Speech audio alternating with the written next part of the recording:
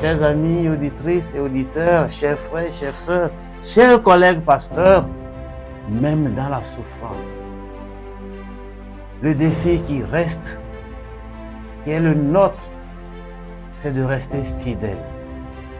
Rester fidèle malgré la pression, fidèle malgré la persécution, fidèle malgré le grand homme qui s'oppose à nous. Et le Seigneur sera toujours de notre côté.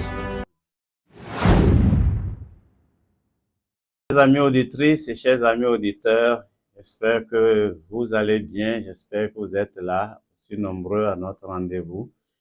Nous avons la grâce de ce nouveau jour de la part de Dieu pour méditer à nouveau sa parole. Comme vous le savez déjà, nous avons entamé une série sur le prophète Michée. Nous avons déjà développé les 2 premières parties de la série. Aujourd'hui, nous allons entamer la 3e.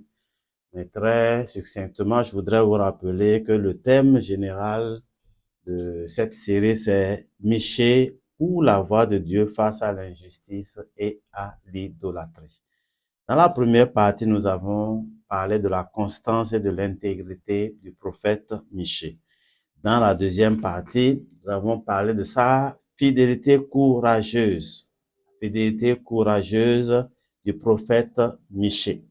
Notre texte de base, ou nos textes, si vous voulez, c'est 1 Roi 22, 7 à 14 et 2 Chroniques 18, 6 à 13, que nous ne pouvons malheureusement pas lire à cause du temps.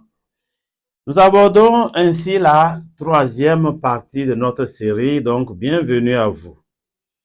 Pour cette 3e partie, nous l'avons intitulé La profondeur spirituelle et le discernement prophétique de Michée. La profondeur spirituelle et le discernement prophétique de Michée. Nous avons, si vous voulez, écouté cet homme, parce qu'il a parlé, on l'a abordé avec un sujet très, très sensible. Et Michée a donné sa réponse qui était nette, qui était courageuse. Mais aujourd'hui, nous voulons parler surtout de sa profondeur spirituelle. Montrer simplement que Michée n'était pas un prophète comme tant d'autres, comme, je dirais, un chrétien parmi la foule. Michée était un homme véritablement engagé, véritablement lié au Seigneur par son esprit. Et qu'au-delà de cela, Michée avait le discernement spirituel devant toutes les situations qui étaient en face de lui. Pour être en phase avec le Seigneur, le chrétien a besoin d'être en connexion profonde avec lui et avoir le discernement spirituel. Comme vous le savez déjà, Michée avait en face de lui 400 prophètes. Prophètes, il faut le dire clairement, il avait en face de lui 400 faux prophètes qui avaient dit la même chose au roi. Roi, monte en Galade, Ramoth en Galade, tu auras du succès. Et Michée était comme seul contre tous. Il était seul contre tous. Mais sa profondeur spirituelle et son discernement lui ont permis de déjouer ce piège de l'ennemi qui utilisait le roi et qui utilisait d'ailleurs l'un des faux prophètes pour faire dire, utilisait du moins l'un des eunuques du roi pour faire dire à Michée, parle comme les autres. Parle comme les autres. Mon frère, ma soeur, quand vous êtes invité à parler comme les autres, à vous conduire comme les autres, je dirais même parfois à vous taire comme les autres, que faites-vous? Que faites-vous? Michée nous donne une ligne de conduite. Nous avons besoin de la pensée véritable de Dieu pour pouvoir aller de l'avant. Une profondeur spirituelle qui résiste à la manipulation. Il était demandé en effet à Michée de parler comme les 400 faux prophètes. Au verset 13 et 14 de 1 Roi 22, nous lisons, le messager qui était allé appeler Michée lui parla ainsi. Voici les prophètes d'un commun accord, prophétisent du bien au roi. Que ta parole soit donc comme la parole de chacun d'eux, annonce du bien. Michée répondit, l'Éternel est vivant. J'annoncerai ce que l'Éternel me dira.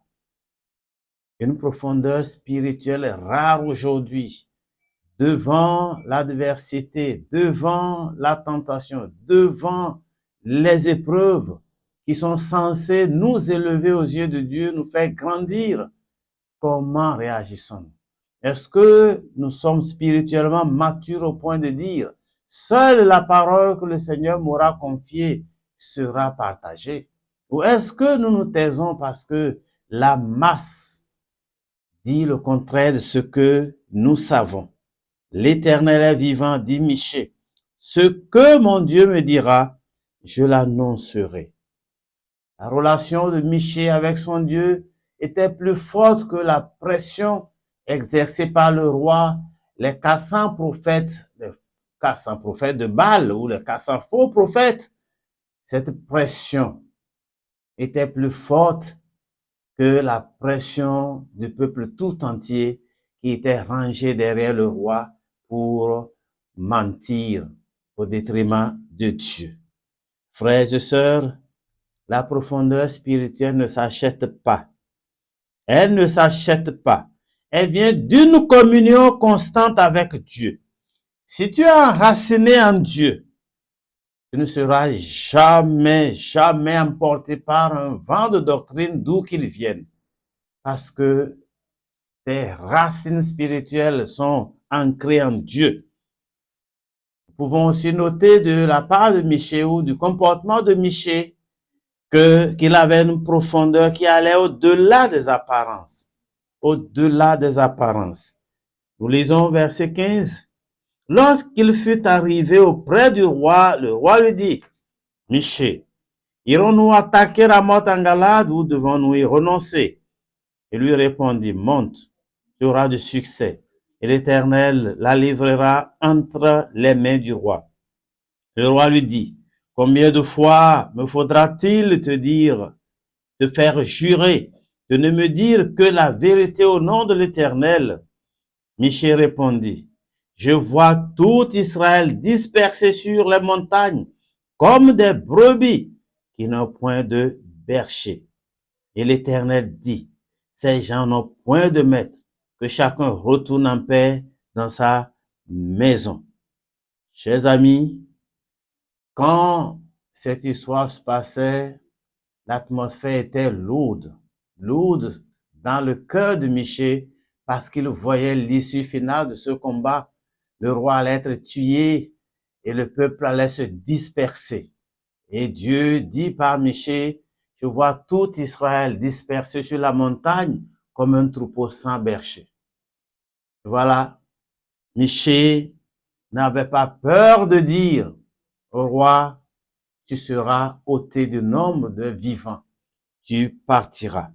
Michée n'a pas parlé comme les autres, mais il a dit au roi, si tu es sage, ne monte pas. Parce que Dieu m'a fait voir, et je vois cela d'ailleurs en direct, Israël sera battu. Son roi sera ôté. Israël sera comme un troupeau sans berger. Chers amis auditeurs, chers amis auditrices, la profondeur spirituelle de Michée l'a amené à démasquer la tromperie des apparences. Les 400 prophètes disaient, tout ira bien, tout ira bien. Ô roi, monte à Ramoth en Galade, tu auras du succès. Dieu livrera cette ville contre toi. C'était les apparences en réalité.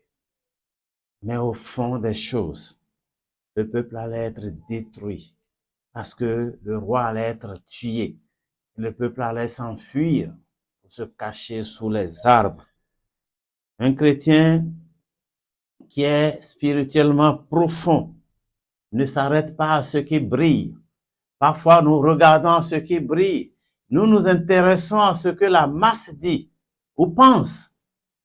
Mais le chrétien qui est spirituellement profond ne s'arrête pas à cela. Il écoute Dieu, il l'entend et met en pratique ce que Dieu lui donne comme parole à appliquer.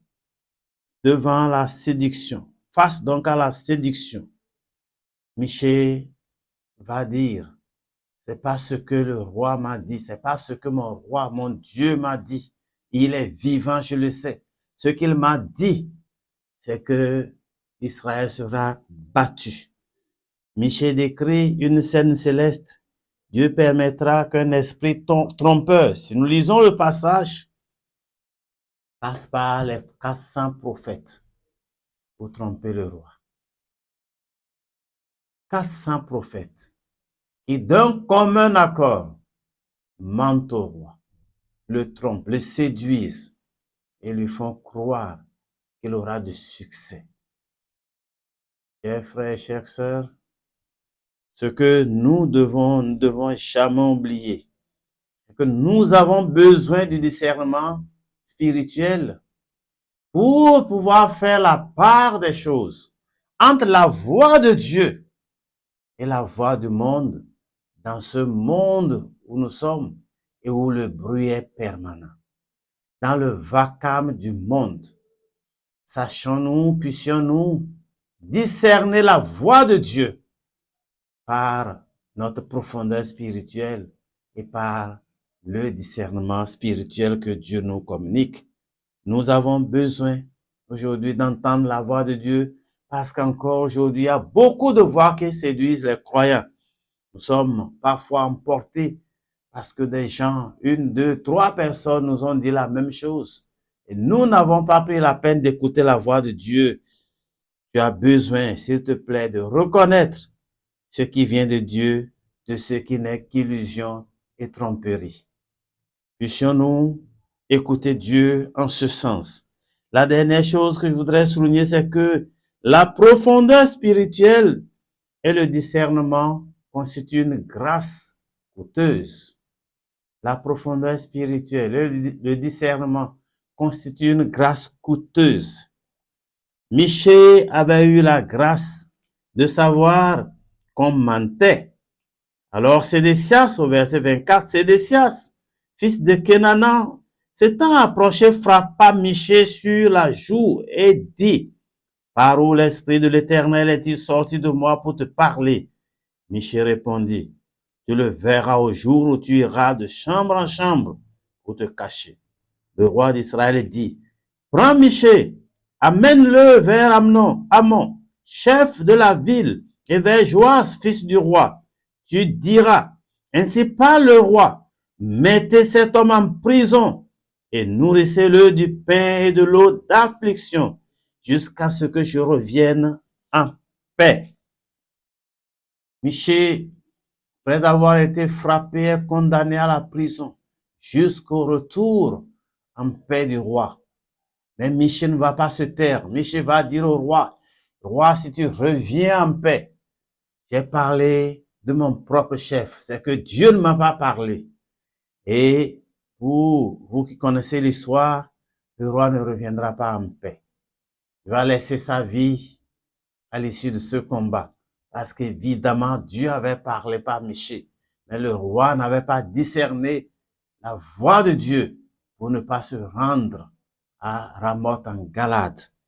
Frères et sœurs, nous devons chercher chaque jour à rester attachés au Seigneur. Je vous l'ai dit tantôt, la profondeur spirituelle ne s'achète pas. Elle s'acquiert par une relation profonde avec le Seigneur.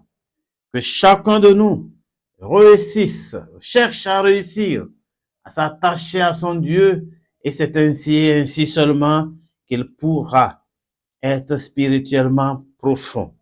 Michée avait une profondeur spirituelle qui était hors du commun, et c'est pour cette raison que Dieu lui parlait. Chacun de nous travaille à cela, qui recherche à être en constante communion avec le Seigneur, et que nous puissions, comme Michée, avoir de la profondeur spirituelle et du discernement prophétique.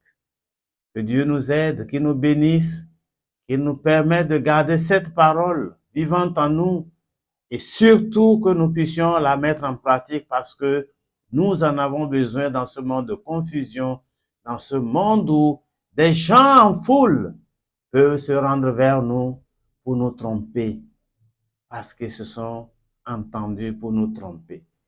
Le Seigneur sera de notre côté si nous comptons sur lui.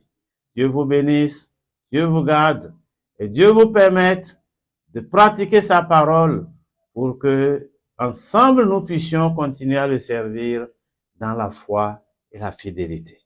Agréable dimanche et à bientôt.